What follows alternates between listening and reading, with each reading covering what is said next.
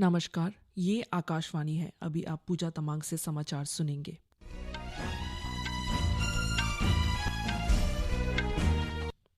पहले मुख्य समाचार।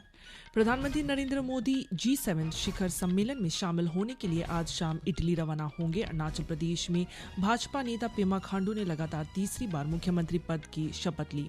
केंद्र ने सर्वोच्च न्यायालय को सूचित किया कि राष्ट्रीय पात्रता प्रवेश परीक्षा नीट परीक्षा में 1500 से अधिक छात्रों को दिए गए ग्रेस अंक रद्द किए गए।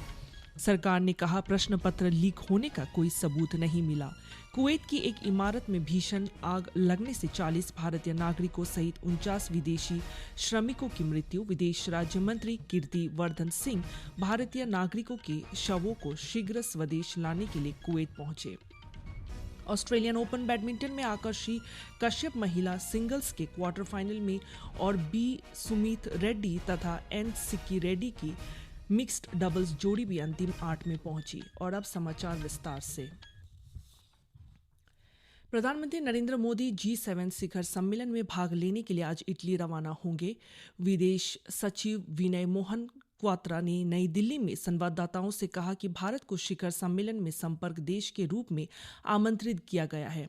लगातार तीसरे कार्यकाल में सत्ता संभालने के बाद प्रधानमंत्री मोदी की यह पहली विदेश यात्रा होगी। श्री क्वात्रा ने कहा कि सम्मेलन में भारत और अल्प विकसित देशों के महत्वपूर्ण मुद्दों पर वैश्विक नेताओं के साथ विचार विमर्श का महत्वपूर्ण अवसर होगा। भारतीय जनता पार्टी के नेता पेमा खांडू ने लगातार तीसरी बार आज अरुणाचल प्रदेश के मुख्यमंत्री पद की शपथ ली। ईटानगर के DK कन्वेंशन हॉल में आयोजित एक समारोह में श्री खांडू के साथ 11 अन्य विधायकों को भी मंत्री पद की शपथ दिलाई गई। अरुणाचल प्रदेश के राज्यपाल सेवा नेतृत्व लेफ्टिनेंट जनरल KT पटनायक ने मुख्यमंत्री और राज्य मंत्रिमंडल के अन्य मंत्रियों को पद और गोपनीयता की शपथ दिलाई। राज्य मंत्रिमंडल में चाउनामेन ब्योराम बागे, न्यातो दुकोम, गैब्रियल डी वांगशु, वांकी लोवांग, PD सोना, मामा नातुंग, श्रीमती दासांगलू पुल, बालो राजा, केंटो जिनी और ओजिंग तासिंग मंत्री शामिल है। केंद्रीय गृह मंत्री अमित शाह, स्वास्थ्य मंत्री JP नड्डा, भाजपा के वरिष्ठ नेता रविशंकर प्रसाद, केंद्रीय मंत्री किरण रिजिजू, असम और सिक्किम के मुख्यमंत्री और अरुणाचल पूर्व संसदीय निर्वाचन क्षेत्र से सांसद तापिर गांव इस अवसर पर मौजूद थे। केंद्र ने सर्वोच्च न्यायालय को सूचित किया है कि 1563 नीट छात्रों को MBBS, BDS तथा अन्य पाठ्यक्रमों में दाखिला न देने के लिए अतिरिक्त अंक देने का फैसला रद्द कर दिया है। न्यायमूर्ति विक्रमनाथ और संदीप मेहता की पीठ को केंद्र तथा राष्ट्रीय परीक्षा एजेंसी ने बताया कि जिन विद्यार्थियों को अतिरिक्त अंक मिले थे उनके पास 23 जून को दोबारा परीक्षा देने का विकल्प रहेगा। एजेंसी ने कहा कि पहले से घोषित काउंसलिंग कार्यक्रम में कोई बदलाव नहीं होगी क्योंकि दोबारा होने वाली परीक्षा के परिणाम 30 जून तक घोषित किए जाएंगे। सर्वोच्च न्यायालय ने आज इस बात को दोहराया कि वह नीट UG 2024 प्रवेश काउंसलिंग प्रक्रिया पर रोक नहीं लगाएगा। सरकार ने कहा है कि राष्ट्रीय पात्रता प्रवेश परीक्षा में प्रश्न पत्र लीक होने का कोई सबूत नहीं मिला है। नई दिल्ली में शिक्षा मंत्रालय का कार्यभार संभालने के बाद मीडिया से बातचीत में श्री धर्मेंद्र प्रधान ने छात्रों और अभिभावकों को आश्वासन दिया कि केंद्र उन्हें न्याय दिलाने के लिए प्रतिबद्ध है। उन्होंने कहा कि मामला सर्वोच्च न्यायालय में है और परीक्षा के संबंध में शिक्षाविदों की एक समिति भी बनाई गई है।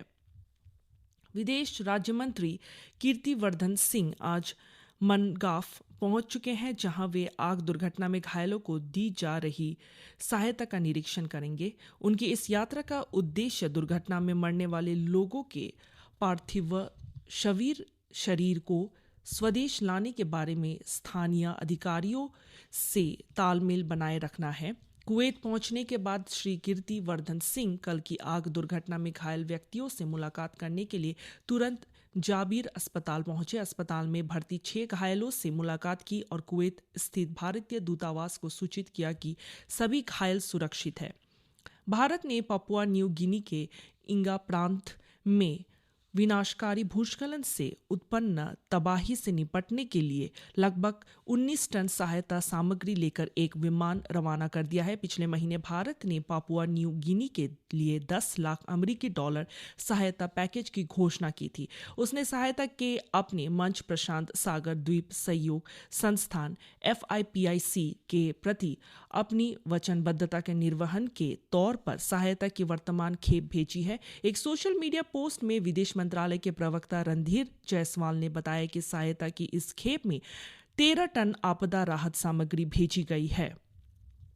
कुवैत में हुई आग दुर्घटना के कारणों की जांच शुरू कर दी गई है। कुवैत के दक्षिणी मनगाफ क्षेत्र में स्थित भवन में आग लगी थी, जिसमें 49 लोगों की मृत्यु हो गई और कई अन्य घायल हुए थे। कुवैत आग दुर्घटना को देखते हुए केरल मंत्रिमंडल की एक विशेष बैठक में राज्य के प्रत्येक पीड़ित को 5-5 लाख रुपए और घायलों को 1-1 लाख रुपए की अनुग्रह राशि देने का निर्णय लिया गया है। केरल के कुछ प्रवासी व्यवसायियों ने भी अतिरिक्त राशि देने का निर्णय लिया है। वर्ष 2024-25 के केंद्रीय बजट पेश करने की तैयारी शुरू कर दी गई है। वित्त मंत्री निर्मला सीतारामन ने कल वित्त मंत्री का कार्यभार संभाला और बजट के बारे में वरिष्ठ अधिकारियों के साथ बैठक की। सरकार ने अगले 5 वर्ष में देश के रक्षा निर्यात को बढ़ाकर 50,000 करोड़ रुपए तक करने का लक्ष्य रखा है। अपने मंत्रालय का कार्यभार संभालने के बाद रक्षा मंत्री राजनाथ सिंह ने कहा कि भारत अब तक 21,000 करोड़ रुपए से अधिक के रक्षा साजो सामान निर्यात कर चुका है। उन्होंने यह भी बताया कि सरकार एक मजबूत और आत्मनिर्भर भारत विकसित करने की इच्छुक है। उन्होंने कहा कि देश की रक्षा और सुरक्षा बलों का कल्याण सरकार की प्राथमिकता है। केंद्रीय युवा मामले और खेल मंत्री डॉक्टर मनसुख मांडविया ने आज नई दिल्ली में भारतीय ओलंपिक संघ IOA कार्यालय के अधिकारियों के साथ बैठक की और पेरिस ओलंपिक 2024 से संबंधित तैयारियों की समीक्षा की। बैठक में राज्य मंत्री रक्षा खड़से और मंत्रालय के अन्य वरिष्ठ अधिकारी भी मौजूद थे। बैठक के बाद मीडिया से बातचीत में भारतीय ओलंपिक संघ के अध्यक्ष PT उषा ने कहा कि सभी तैयारियां हो चुकी है और खिलाड़ियों को सर्वोच्च प्राथमिकता पर सभी सुविधाएं दी जा रही है। मध्य प्रदेश में मुख्यमंत्री डॉक्टर मोहन यादव के नेतृत्व में भाजपा सरकार ने 180 दिन पूरे कर लिए हैं। इस अवसर पर मुख्यमंत्री ने आज भोपाल से PM श्री पर्यटन हवाई सेवा की शुरुआत की। मुख्यमंत्री मोहन यादव ने इस हवाई सेवा के लिए बुकिंग काउंटर की शुरुआत की और यात्रियों को बोर्डिंग पास उपलब्ध कराए। उड़ीसा में नवनियुक्त मुख्यमंत्री और उनके मंत्रिपरिषद की उपस्थिति के दौरान आज सुबह पुरी में भगवान श्री जगन्नाथ मंदिर के चारों कपाट खोल दिए गए हैं। मंदिर के 3 द्वार को जो कोविड महामारी के समय से बंद थे, वे आज मंगल आरती के बाद खोल दिए गए हैं। उत्तरी सिक्किम के विभिन्न स्थानों और मंगन के आसपास के इलाकों में कल से लगातार हो रही बारिश के कारण भूस्खलन हुआ है। इसके कारण कई लोगों की मौत हो गई है और मकान क्षतिग्रस्त हो गए हैं। मुख्यमंत्री प्रेम सिंह तमांग ने उत्तरी जिला प्रशासन, पुलिस विभाग और संबंधित विभागों के साथ बातचीत कर राहत और बचाव कार्य के निर्देश दिए हैं। श्री तमांग ने बताया कि पीड़ितों और प्रभावित परिवार को हर संभव सहायता देने के प्रयास किए जा रहे हैं। मौसम विभाग ने उत्तर प्रदेश, बिहार और झारखंड में भीषण गर्मी का रेड अलर्ट जारी किया है। बिहार में अगले 2 दिन, झारखंड में अगले 3 दिन और उत्तर प्रदेश में अगले 3 से 4 दिन के लिए रेड अलर्ट जारी किया है।